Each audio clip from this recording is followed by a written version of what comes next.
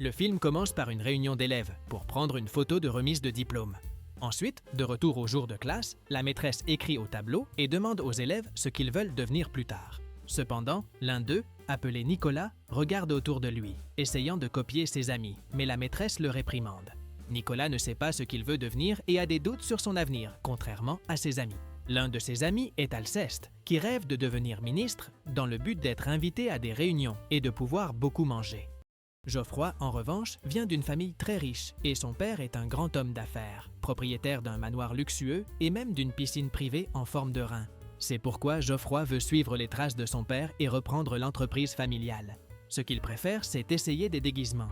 Un autre de ses amis, Clotaire, est complètement passionné par les vélos et son plus grand souhait est de devenir cycliste professionnel. À l'école, il pense tellement à ce rêve qu'il répond mal aux questions de l'examen.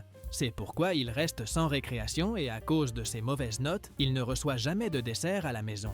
Le cinquième ami, Eudes, a un rêve très différent. Il veut devenir bandit quand il sera grand. Cela le met en conflit avec Rufus, dont le père est policier et qui souhaite lui ressembler. À un certain moment, l'un des élèves imite le directeur, appelé Bouillon, mais le directeur le surprend et l'emmène dans son bureau pour qu'il écrive 100 fois au tableau. Le directeur faisait toujours cela avec les élèves, sauf avec Agnan, un élève discret et studieux qui dénonce les autres et essaie toujours de plaire à la maîtresse. Pendant ce temps, comme Nicolas veut lui aussi se fixer un objectif pour son avenir, il décide de parler avec son père. Il lui demande ce qu'il rêvait de devenir quand il était enfant. Le père répond qu'il a pensé à de nombreux métiers différents. Il dit que, s'il ne s'était pas marié avec la mère de Nicolas, il serait peut-être devenu footballeur, bon nageur ou même cycliste. Après cela, Nicolas pose la même question à sa mère. Elle lui répond qu'elle a toujours voulu être maman. En entendant ces réponses, Nicolas commence à penser qu'il n'a peut-être pas besoin de s'inquiéter autant pour l'instant, car pour le moment, tout ce qu'il fait semble bien se passer. Un jour, un camarade nommé Joachim arrive en retard en classe. La classe apprend qu'il a eu un frère. Les enseignants le félicitent, mais Joachim ne semble pas très heureux. Il se plaint qu'à la maison, tout le monde supporte les pleurs du bébé toute la nuit, mais que s'il lui fait le moindre bruit, on le gronde tout de suite. Face à cela, Rufus commente que le bébé vient tout juste d'arriver dans le monde et que, probablement, la famille finira par lui prendre sa chambre pour la donner au nouveau-né. Rufus plaisante même en disant que bientôt, on l'obligera à partager sa chambre avec le bébé. En entendant cela, Joachim s'inquiète et décide de rentrer chez lui avec Nicolas. En chemin, Joachim se confie et dit que, depuis le début, il soupçonnait que quelque chose d'étrange allait se passer, car ces derniers mois, son père traitait sa mère avec une tendresse inhabituelle, ce qui n'était jamais arrivé en autant d'années. Dans le cas de Nicolas, la situation n'était pas très différente, car au travail, le patron de son père évitait toujours de lui donner une promotion et préférait le compenser avec des cadeaux pour sa femme et ses enfants, comme en ce moment où Nicolas a reçu un jouet. Dans le passé, lorsque le patron avait offert une télévision à la famille, cela provoquait toujours une dispute entre les parents. Après avoir reçu le jouet, le père de Nicolas essaie d'écrire une lettre de remerciement, mais le plan ne se déroule pas comme prévu. Il s'énerve et finit par être consolé par la mère de Nicolas, qui a l'idée d'inviter le patron à dîner à la maison afin de changer l'image qu'il a de son mari et ainsi augmenter ses chances d'obtenir une promotion. Les jours passent et Nicolas assiste à une scène inattendue. Son père sort les poubelles avec un sourire sur le visage, sans aucune dispute avec sa femme. Ensuite, ils prennent le petit déjeuner ensemble avec beaucoup d'affection. Cela laisse Nicolas complètement perplexe. À ce moment-là, il commence à soupçonner que, tout comme chez Joachim, un bébé pourrait aussi arriver dans sa famille. Effrayé par cette possibilité, Nicolas se précipite à l'école et annonce la nouvelle à ses amis. Cependant, il remarque que Joachim n'est pas venu ce jour-là. Pendant ce temps, les camarades commencent à élaborer des théories, disant que peut-être, après l'arrivée d'un nouveau bébé, toute la vie de famille changerait complètement. Certains vont même jusqu'à dire que les parents de Joachim l'ont peut-être déjà mis à la porte. Ensuite, la maîtresse appelle tout le monde à se mettre en rang car ils allaient en subir un examen médical de routine. Alors, en entrant, les jeunes causent pas mal de chahuts, répondant mal aux tests, et même Alceste crache accidentellement au visage du médecin. Pendant ce temps, chez Nicolas, l'ambiance était très différente, car les parents étaient ravis que le patron du père ait accepté de venir dîner ce soir-là. Les deux décident de tenir Nicolas à l'écart de cette conversation, mais il finit par entendre la dernière partie sans le vouloir. À partir de là, Nicolas commence à imaginer que, tout comme Joachim, il pourrait lui aussi être expulsé de chez lui à tout moment. Soudain, il commence à s'inquiéter pour ses parents. Le lendemain, Nicolas fait part de cette peur à ses amis à l'école. Immédiatement, tous commencent à réfléchir à des moyens de l'aider à éviter ce possible problème. Après beaucoup de discussions, le groupe conclut que, si Nicolas voulait continuer à vivre chez lui, il devait plaire à sa maman. La première étape serait de lui offrir un bouquet de fleurs. Alors, Nicolas se rend chez un fleuriste accompagné de ses amis. Là, il découvre que les bouquets coûtent bien plus cher que ce qu'il a dans sa poche. Alceste propose d'aider en payant une partie du prix, mais Rufus refuse de prêter la moindre somme d'argent. La discussion s'intensifie et l'un des amis finit par se jeter sur Rufus. Au milieu du chaos, la propriétaire de la boutique de fleurs est désorientée et tombe sur d'autres fleurs et des cactus. Profitant du moment, Nicolas attrape rapidement une rose qui restait et laisse quelques pièces pour elle. Ensuite, les trois s'enfuient en courant avant que quelqu'un ne s'en rende compte. En rentrant à la maison, Nicolas offre la fleur à sa mère, qui est si heureuse qu'elle décide de l'emmener avec elle à une réunion avec ses amis. Lors de cette rencontre, Nicolas fait la connaissance d'une jeune fille, nommée Marie, qui l'invite à jouer dans sa chambre. Ils finissent par jouer une partie d'échecs, mais elle triche à toutes les parties. En guise de punition, Nicolas doit jouer au cheval avec elle et aussi se laisser maquiller. Plus tard, les cousines de Marie arrivent et Nicolas joue avec elles toutes avant de partir, laissant sa mère complètement fière. Pendant un instant, Nicolas croit que tout est enfin redevenu normal. Mais lorsque sa mère le couche pour dormir, elle lui rappelle que le lendemain, ils iraient en voyage dans la forêt. Il pense qu'ils vont l'abandonner là-bas. Finalement, les parents finissent par aller au parc. Désespéré, dès qu'une occasion se présente, Nicolas s'enferme dans la voiture et refuse d'ouvrir la porte. Les parents essaient de le convaincre, insistent de toutes les manières, mais il ne cède pas. Faute d'alternative, ils finissent par pousser la voiture jusqu'à la maison. Alors, les parents de Nicolas décident d'appeler un médecin pour qu'il vienne à la maison et lui fasse un examen, car ils pensent que le comportement étrange de leur fils ne peut être que le résultat d'un problème de santé. Cependant, après la consultation, le médecin affirme que Nicolas va parfaitement bien. Malgré cela, les parents passent toute la nuit à discuter de la situation. En écoutant la conversation en cachette, Nicolas conclut que sa mère l'aime vraiment beaucoup, mais que son père a tendance à s'irriter facilement contre lui. Dans l'esprit du jeune homme, cela signifie que son père pourrait l'abandonner à tout moment. Le lendemain, Nicolas reparle de cette peur avec ses amis à l'école. Cette fois, il décide de mieux s'organiser et crée un groupe qu'ils appellent les Invincibles. L'idée est simple. Tous les membres s'entraideront pour résoudre les problèmes qu'ils rencontrent à la maison. Plus tard, pendant le cours, le groupe apprend que le ministre de l'Éducation va bientôt visiter l'école et que les élèves devront préparer un poème spécial pour l'occasion. Après cela, les membres du groupe se réunissent dans un endroit secret pour discuter de qui sera le chef. La conversation tourne rapidement à la dispute, car chacun pense qu'il devrait diriger le groupe. Pendant ce temps, à la maison, le père de Nicolas se prépare à recevoir son patron et la femme de celui-ci pour un dîner. La mère de Nicolas montre une certaine inquiétude, disant que la femme du patron est très moderne, alors qu'elle se considère simplement comme une femme au foyer ordinaire. Pour aggraver les choses, elle n'a aucune belle tenue à porter pour le dîner. Après une longue discussion devant la maison, le père de Nicolas décide de régler le problème une bonne fois pour toutes et annonce qu'il va emmener sa femme faire du shopping afin qu'elle puisse choisir de nouveaux vêtements pour l'occasion. Pendant ce temps, Nicolas parvient à calmer la dispute entre ses amis et propose une solution différente. Tout le monde serait chef et toutes les décisions seraient prises ensemble. Le groupe décide alors que ce jour-là, ils iraient chez Nicolas pour aider au ménage et essayer de plaire à ses parents. Dès que les parents partent faire des courses, le groupe envahit la maison pour aider. Mais le problème, c'est qu'au lieu de ranger, ils finissent par mettre encore plus de désordre. Le résultat est désastreux. Quand les parents rentrent, ils se mettent en colère en voyant l'état de la maison. Au lieu de recevoir des compliments, Nicolas reçoit une punition. Découragé, Nicolas commence à croire qu'il n'arrivera jamais à plaire à ses parents. Dominé par la peur, il décide que la seule issue est de s'enfuir de la maison. Cette même nuit, il prend ses affaires et s'en va. Cependant, en chemin, il prend peur en voyant un chat. Complètement terrifié, il décide de rentrer chez lui. Le lendemain, Nicolas convoque une réunion du groupe dans les toilettes de l'école. Il avoue à ses amis qu'il ne peut pas quitter la maison.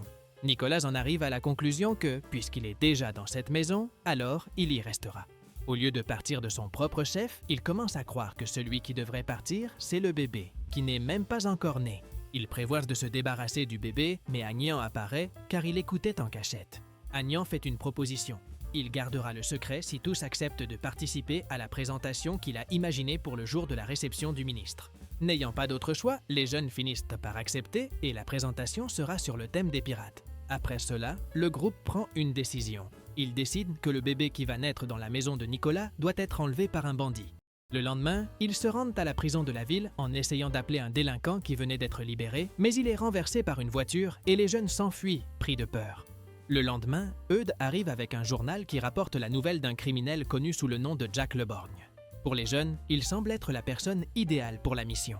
Plus tard, lorsque le dictateur de l'école réunit les élèves, il annonce que la professeure n'est pas disponible. Une remplaçante allait prendre en charge la classe. Elle arrive en semant la peur parmi les élèves. Pendant le cours, elle humilie Agnan en ne le laissant pas parler. Elle traite Clotaire comme s'il était l'élève le plus responsable de la classe, ce qui irrite le jeune intello qui se sent intimidé par la nouvelle professeure. Après le cours, il décide d'appeler Jack, mais le problème est que le numéro qu'il trouve n'appartient pas à un dangereux gangster, mais à un simple mécanicien automobile. Sans se rendre compte de l'erreur, Nicolas demande combien il facturerait pour le service. Le mécanicien comprend qu'il s'agit d'une réparation de voiture, mais les jeunes pensent que c'est le prix pour se débarrasser du bébé. Comme le prix est trop élevé, Nicolas raccroche le téléphone. Convaincu que cet homme parlait du prix du service, Nicolas et le groupe commencent à réfléchir à comment obtenir l'argent. Pour cela, ils décident d'organiser un jeu à l'école et de faire payer les autres élèves pour y participer. L'idée commence même à fonctionner, mais le directeur arrive, accuse les garçons de parier et confisque le jeu. Sans se décourager, les garçons doivent récupérer le jeu. Clotaire parvient à distraire le directeur pendant quelques instants en écrivant sur le mur pour se faire attraper, tandis que les autres profitent de l'occasion pour récupérer le jeu et s'enfuir en courant. Cette fois, il décide d'essayer de gagner de l'argent au marché. Le premier client réussit à gagner le pari et, ne sachant que faire, tout le monde s'enfuit. Pendant ce temps, chez Nicolas, c'est le soir du dîner. Le patron du père et sa femme sont sur le point d'arriver. Malgré tout, la mère de Nicolas est extrêmement nerveuse. Peu après, la sonnette retentit. En ouvrant la porte et en voyant une femme simple debout là, la mère de Nicolas, pensant qu'il s'agissait de quelqu'un venant demander l'aumône, lui tend un sac poubelle et lui demande de le jeter. À ce moment précis, le patron apparaît juste derrière la femme. La mère de Nicolas se rend compte que la femme qu'elle avait prise pour une mendiante était en réalité l'épouse du patron. Sans issue, tous deux s'excusent rapidement et essaient d'arranger la situation du mieux possible. Peu après, la mère demande à Nicolas d'aller saluer les invités et il s'exécute. Alors, le patron lui demande quel cadeau il aimerait recevoir le plus.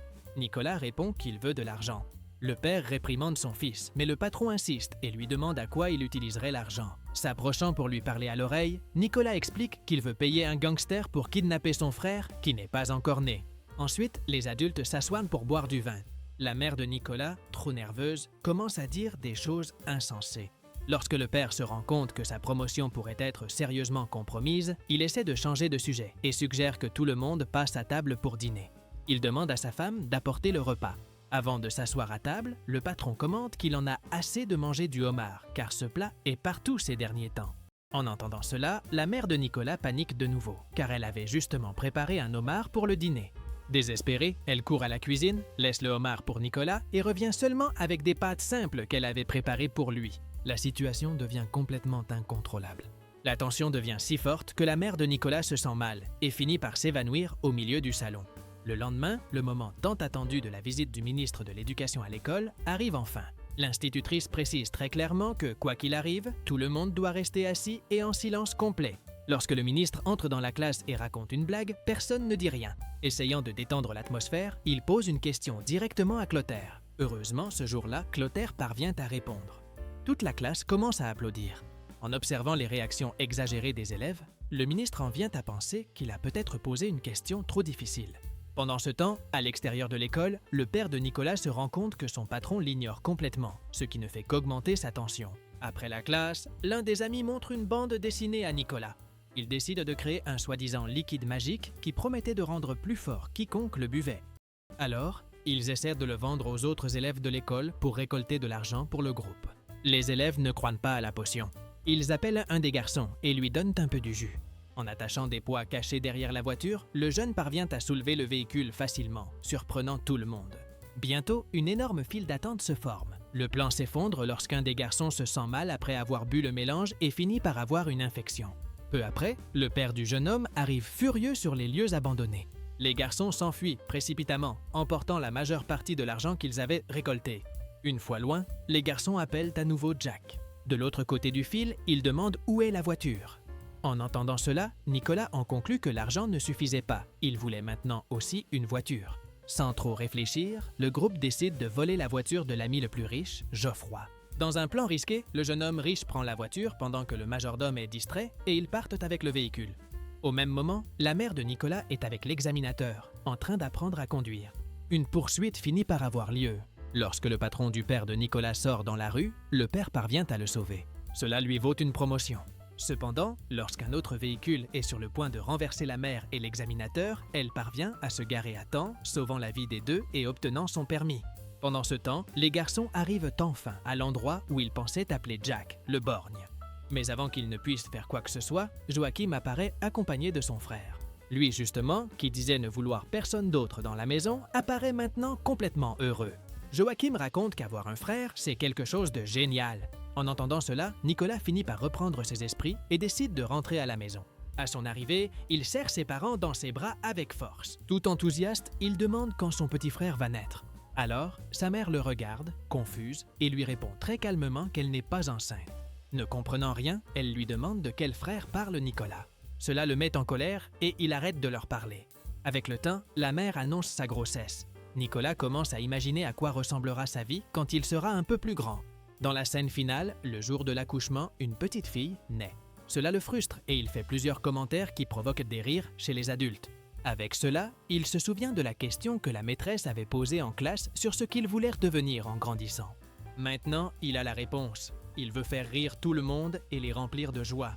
Et sur cette note, le film se termine. Si cette vidéo t'a plu, n'oublie pas de t'abonner à la chaîne, de mettre un like et profitant pour découvrir d'autres résumés incroyables qui sont disponibles pour toi.